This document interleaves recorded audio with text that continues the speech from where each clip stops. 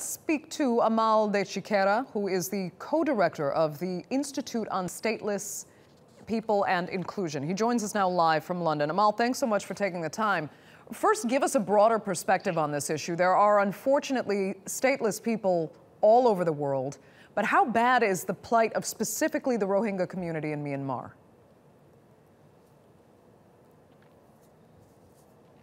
Yeah, the Rohingya have actually been widely recognized and for many years now as one of the most persecuted people in the world. So when you look at stateless groups around the world, they certainly face the most extreme conditions.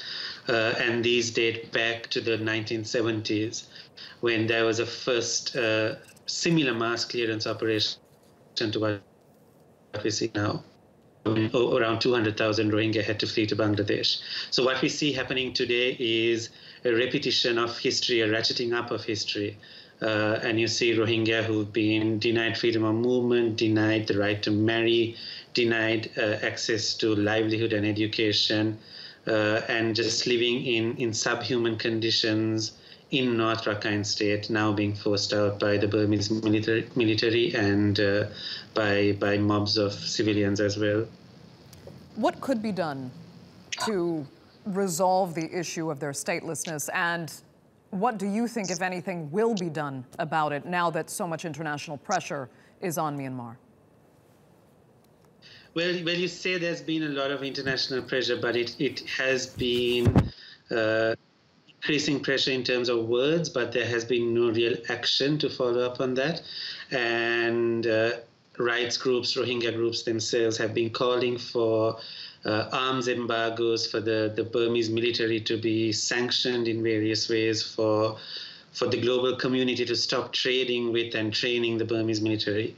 And until we see stronger action of that nature, the message that Myanmar is getting is that they are able to continue with their crimes against humanity that are happening right now with a large degree of impunity. The UN Secretary General said that he had hoped that Aung San Suu Kyi in her speech would address this problem, and that if she did not, that the issue would become a horrible tragedy. Well, the reality is it's been a horrible tragedy for many weeks now. And if you take a longer lens view of history, it's been a tragedy that's been unfolding for actually many decades. So the inaction of the international community we see a pattern of this over many years, and really now it's the time for people to act. Can I ask, though, I mean, do you find the common thread with so many stateless people is that no one wants them? In fact, other nations that could help specifically reject them? It's very much a case-specific question, I think, that you're asking. So with many stateless groups, the reason they are stateless, like the Rohingya, is that they are a minority that's discriminated against and that's seen as not belonging within the state. And with groups such as these, you tend to find that they are more likely to not get the protection they deserve even when they are in exile. But you also have groups who are stateless for other reasons, and here there may be greater sympathy, maybe greater willingness of the international community to help.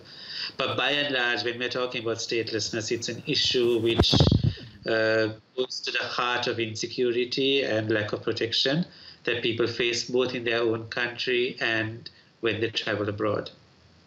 Amal De Chickera, we're going to have to leave it there. Thank you so much for joining us from London.